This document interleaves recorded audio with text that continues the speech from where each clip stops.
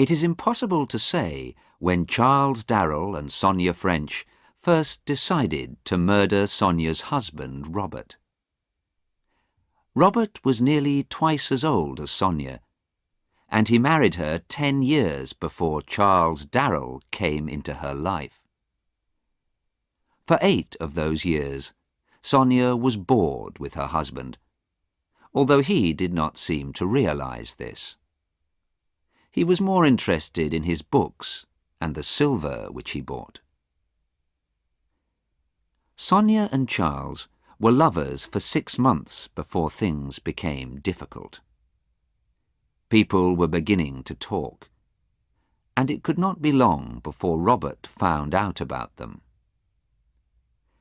"Robert will never give me a divorce," thought Sonya. "And Charles and I have no money of our own." But Sonya knew that Robert's silver alone was worth enough money to make life very comfortable for her and Charles. By a strange accident, it was a policeman who gave them the idea for their murder plan. The inspector made a surprise visit to the French's house one evening. Charles was also there. He often came in for a drink. "There have been several burglaries near here," the inspector told Robert, "and we haven't caught the burglar. We know who he is, and it can't be long before we catch him, but we're very worried. He carries a gun, and we're almost sure he has killed a man. Now, this house is in a very lonely place. Mr. Darrell is your only neighbour. You also have a lot of valuable silver." "What are you trying to say?" asked Robert. "I'm saying that it's sensible to be careful," said the inspector. "Very careful. Why not put your silver in the bank until the burglar is caught?" "I don't want to do that," said Robert. The inspector tried not to sound angry. "Well, I have warned you, sir," he said. "Please remember that."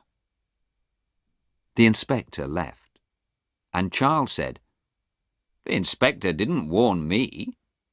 He knows I've nothing worth stealing. But if this gunman does visit me, he'll be sorry. I have a gun, and I won't think twice before using it." He was tall and strong, and Sonya thought he was very good-looking, and she did not try to hide her feelings. "I feel sorry for the burglar who tries to frighten you, Charles," she said.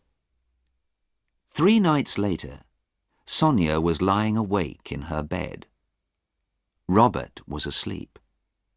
It was 10 minutes to 2. Sonya was excited. 10 minutes before Charles enters the house, she thought. It was 10 long minutes.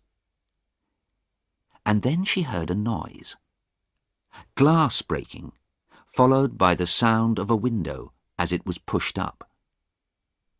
Robert did not wake up.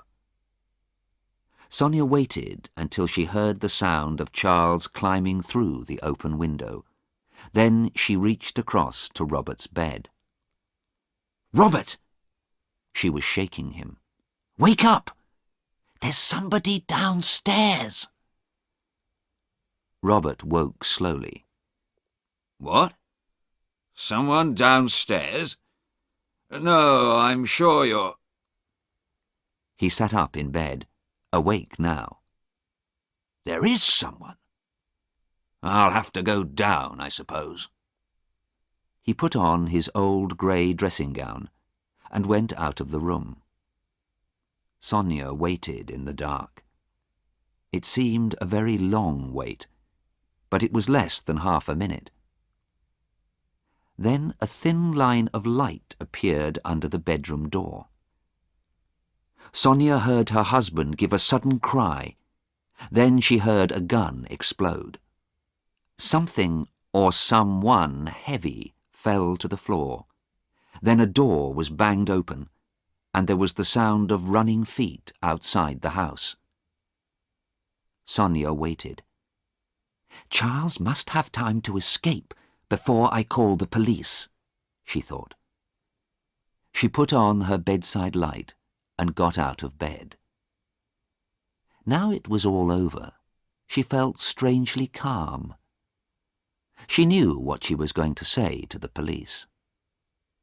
How soon could she marry Charles? 6 months from now? They could go to Venice for a holiday after they were married.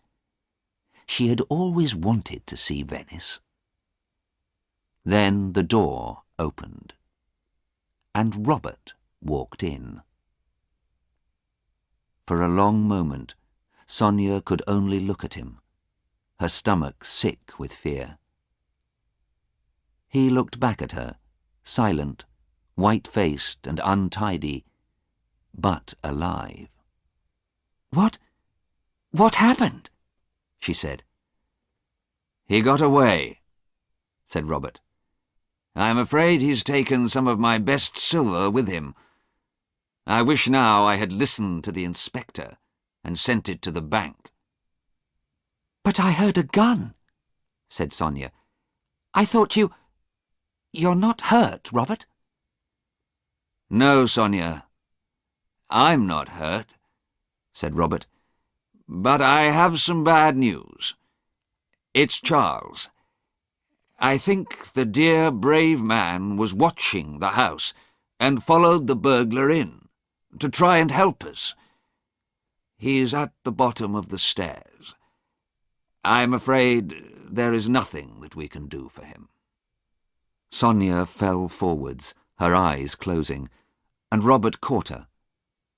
He carried her to the bed, then went downstairs. When he reached the bottom, he had to step over the body. He did this calmly, stepping around the blood on the carpet. But when he walked into the room where he kept his silver, he wanted to cry. All of the best pieces were gone. He closed the door and went into his study. But before he telephoned the police, he was careful to clean the small gun that was in his dressing-gown pocket. Then he locked it inside his desk. He had taken care of the one problem in his usually very tidy life, and he wanted to make sure he would have no more trouble. As the inspector said, it was sensible to be careful.